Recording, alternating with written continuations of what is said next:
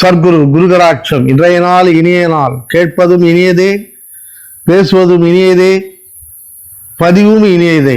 இனியது இனியது, நம் வாழ்க்கையும் இனியதே.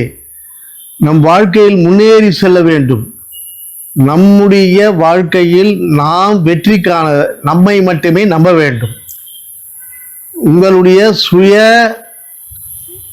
ஆலோசனைப்படி நீங்கள் நடக்க வேண்டும். மற்றவர்களிடம் ஆலோசனை கேட்கலாம். இது நல்லதை கெட்டதை பிரித்து பார்த்து எடுத்து நீங்கள் நடந்துக்கணும். இப்போ பஞ்சபூத தத்துவங்கள் என்பது நம்ம உடலில் இருக்குது. நிலம் நம்ம எலும்பு, நீர் நமது இரத்தம் செதை, உஷ்ணம் என்பது நெருப்பு, காற்று என்பது வாயு நம்ம சுவாசிக்கிறது, ஆகாயம் என்பது நம்மளுடைய சிரசின் பகுதி. இப்போ ஒவ்வொன்றா கவனிக்கணும். இப்போ நம்ம உடலில் நல்லா முத்திரை பிடிச்சிக்கிறோம், ஞான முத்திரை. நம்ம உடலில் எலும்பு முக்கியம். அப்போ இந்த எலும்பில் பிரச்சனை இருக்குது அப்படின்னா மனதை ஒருநிலைப்படுத்தணும். மூலாதாரம் எது? மூலாதாரம். நல்லா கவனிக்கணும். மூலாதாரம் ஆசன வாயிலிருந்து ஒரு அங்கலம் மேலே நிறுத்தி தவம் பண்ணணும். மானசீகமாக அப்படி கொண்டு வந்தால் போதும். அப்படியே மனதை ஒருநிலைப்படுத்தி மூலாதாரம். இப்போ மூலாதாரத்தை நினைக்கணும். நமது கட்டுமானமான எலும்புகளை சக்தி உள்ளதாக மாற்றணும். நல்லா கவனி. மூலாதாரத்தில் சக்கரம் சுழந்து இப்போ அந்த சக்தியை எலும்புகளுக்கு பயன்படுத்தணும்.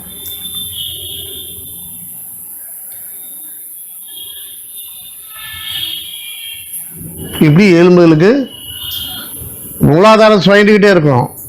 எலும்புகளுக்கு அந்த சக்தியை பயன்படுத்தணும். அடுத்தது சுவாதிஷ்டானம். நமது நீர் சக்தி, இரத்தம், செதை. இப்போ அதை இது பண்ணணும். சுவாதிஷ்டானம் என்பது நமது நீர் மையம், உயிர்நிலை.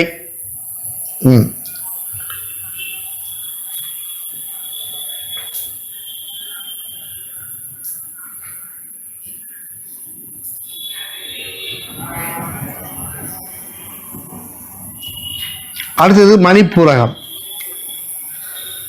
இது நெருப்பு மையம். இங்கே என்ன பண்ணணும்? நம்ம உஷ்ணத்தை, வெப்பத்தை சீராக வச்சுக்கணும் உடலில். இது 3 நாடிகளையும் சரி செய்துக்கும். அதாவது 3 நாடிகளும் வாயு, சீதளம், இந்த மாதிரி உள்ள 3 நாடிகளை சரி செய்யும். பித்தம், வாயு, உஷ்ணம், இது 3 சரி செய்யணும். எங்கே இருக்கிறோம்? தொப்புள்குடியில். வயிற்றில் தான் எல்லாமே ஆரம்பிக்குது. நம்ம உண்ணுகின்ற உணவு எல்லாமே வயிற்றிலிருந்து ஆரம்பிக்குது. அப்போ வயிற்று பகுதியில் இருக்கிற குடல் பகுதி சரியான இயக்கமாக மாறினால் உங்கள் உடலில் நோய்த்தன்மையை தவிர்க்கும். பிரித்து சொல்கிறதா கவனிங்க. கரெக்டான ஜீரணம், நம்ம குடலில் சரியான உணவு, இது எல்லாம் நடந்தால் எந்த நோயும் வராது, அதை தவிர்த்துடும். அப்போ எதனால் இது? அது இந்த உஷ்ணத்தால் தான் அந்த உணவு ஜீர்ணிக்குது. புரியுதா? இந்த உஷ்ணம் நெருப்பு. அநாதக சக்கரம், இது காற்றின் மையப்பகுதி. இது என்ன பண்ணுது? நம்ம நுரையீரல், ஆற்று, இதெல்லாம் சரி செய்யும். அப்போ இந்த பகுதியில் ராஜ உறுப்புகளை நம்ம சரி செய்துக்கணும். அதுவும் இயங்கணும், ராஜ உறுப்புகளை சரி செய்துக்கணும். கவனம் செலுத்திக்கணும். இந்த மார்பின் மைய பகுதியில் இருந்து பின்பக்கம் வரல அதை அந்த சக்தியை கொண்டு வரணும். அப்படி கொண்டு வந்தால் என்ன நடக்கும்? நம்ம கிட்னி முதல் கொண்டு ஆர்ட்லேருந்து பித்தப்பையிலேருந்து எல்லாம் சரியான நிலை. சரியா போச்சா? இப்போ 5வது புள்ளி விசுத்தி. உண்ணுகின்ற உணவு அது குழம்பாக மாறி எங்கே போய் சேரணும் அது சரி. அந்த கொழுப்பு தனி. ஏன்னா இங்கேயே நீ உண்ணுகின்ற உணவு அது அந்த வெப்பத்திலே இதுவாகிடும். நம்ம அசைக்கின்ற உணவை அப்படி அசைச்சு சாப்பிட்றோம் அப்படி. அப்போ என்ன ஆகுது, நம்ம உமிழ்நீரோட கலக்குது. விசுத்தி உமிழ்நீரோட கலந்து நம்ம உடலில் பல பகுதிகளுக்கு சென்று இரத்தமாகவும் கழிவு பொருளாக வெளியேறுது. இப்போ புரிஞ்சுக்கிட்டீங்களா? 5. இந்த 5ல் எது சரியில்லைனாலும் பிரச்சனை. இப்போ கவனிக்கணும், மூலாதாரம் அது சரியான முறையில் இயங்கி நம்ம எலும்புகளை ஸ்ட்ராங்காக ஆக்கிக்கலன்னா நம்ம எலும்புகள் வீக்காகும்.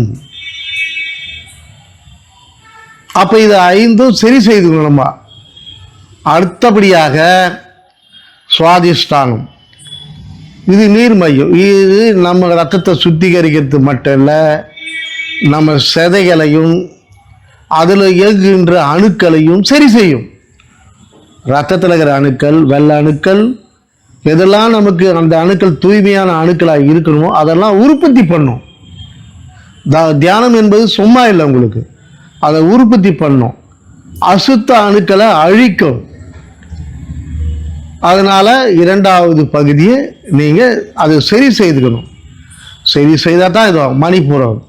ஜீரணம் அது சரியாக ஜீரணம் என்ன ஆகும், அதுவே உங்களுக்கு இது என்னது, இந்த உடம்பெல்லாம் ஒரு தடுப்பு மாதிரி ஏற்படும், அலர்ஜி மாதிரி ஏற்படும், எதிர்ப்பு சக்தி குறைஞ்சிடும். அதனால் அந்த மணிப்பூரகத்தில் அந்த சரியான பகுதியில் வேலை செய்யும்போது அது உங்கள் உடலை காக்கும். 3வது பகுதியாக உடலை காக்கிறதுக்குரிய. 4வது பகுதி அநாதக சக்கரா, ஹார்ட்டு, நுரையீரல், கிட்னி, அது சம்பந்தப்பட்ட ராஜ உறுப்புகளை சரி செய்யும்.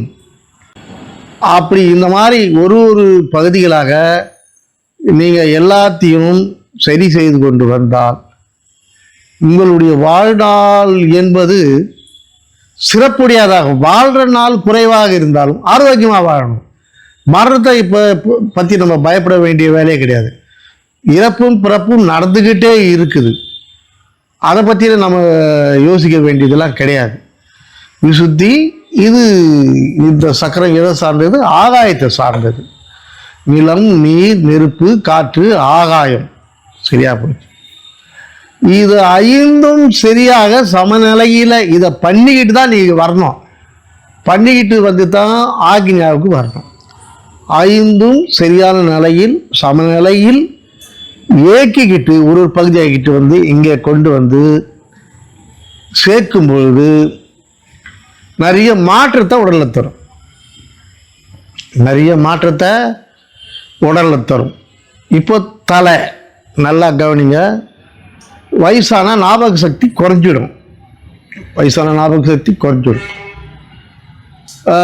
என்ன பேசுறதுன்னு கூட தடுமாற்றம் ஏற்படும்.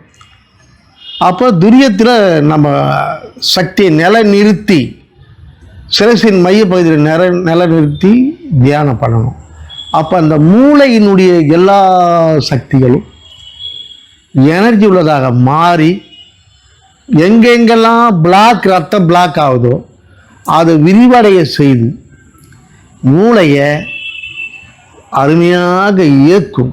அப்படி இயங்கும்போது நம்ம மூளைத்தான் ஹெட் குவார்ட்டர்.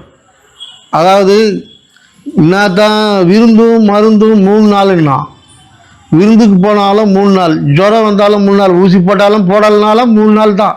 நான் ஊசியே போட்டுக்கிறது கிடையாது. ஜுரம் வந்துதா ரைட், அது 3 நாளில் போயிடும். அதே மாதிரி 3 நாளில் போயிடும். அதை கண்டுக்கிறதே கிடையாது. அப்போ என்ன வேணும்? உனக்கு மன உறுதி வேணும். எந்த நோய்க்கும் மன உறுதி இல்லாமல் நீ எதையும் சாதிக்க முடியாது. எல்லாத்தையும் சாதிக்கிறதுக்கு மன உறுதி. அப்போ ஹெட் குவார்ட்டர் மூளை.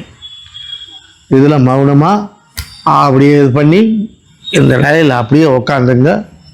மௌனமாக தியானம் பண்ணுங்க. சிரசில் அப்படியே மௌனமாக இப்படி கண்ணை திறந்து பண்ணலாம், இல்லைன்னா கண்ணை மூடி அப்படியே மௌனமாக அப்படியே இருக்கலாம். அப்படியே மௌனம் வந்தீங்கன்னா எவ்வளோ நேரம் இருக்கிறையோ இது அப்படியே மௌனமாக இருந்து உன்னுடைய சக்தியை அபிவிருத்தி பண்ணிக்கோ. அதன் பிறகு நல்லா கவனிக்கணும், இந்த கையை இப்படி மூடணும், வலது கையை மூடு, இப்படி மூடி மனதை ஒருநிலைப்படுத்தி பாரு.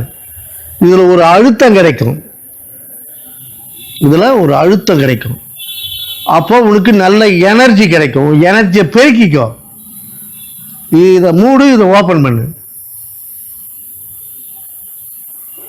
புரியுதா? இதனுடைய அழுத்தம் இதில் தெரியும்,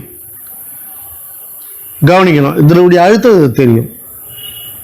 இப்போ இதை மூடு, இதை ஓப்பன் பண்ணு.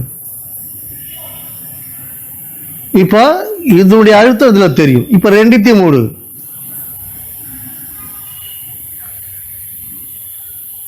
இப்போ என்ன செய்யும், இந்த நரம்புகள் அனைத்தும் பஞ்சபூத சம்பந்தம். நீர், இது நீர் தத்துவம், பூமி தத்துவம், ஆகாய தத்துவம், வாயு தத்துவம், அக்னி தத்துவம், 5 மூடு. அப்படி நிறுத்திக்கோ. மௌன சாதி. இப்போ பார்த்தீங்கன்னா இந்த பிராண சக்தி உள்ளுக்குள்ள இப்படி சுழல ஆரம்பிக்கும். எப்படியாகும், இப்படி சுழல ஆயிரும்.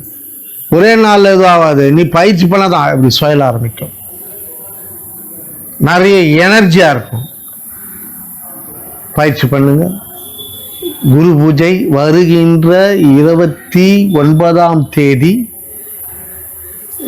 அதாவது இந்த 29ஆம் தேதி வருகின்ற 29ஆம் தேதி, அதாவது 166ஆம் ஆண்டு குரு பூஜை. அது தொடர்ந்து பாருங்கள் எப்படி வருது. வியாழக்கிழமை, வெள்ளிக்கிழமை, சனிக்கிழமை. குரு பூஜை வெள்ளிக்கிழமை. முன்னாலும் தொடர்ந்து வருது.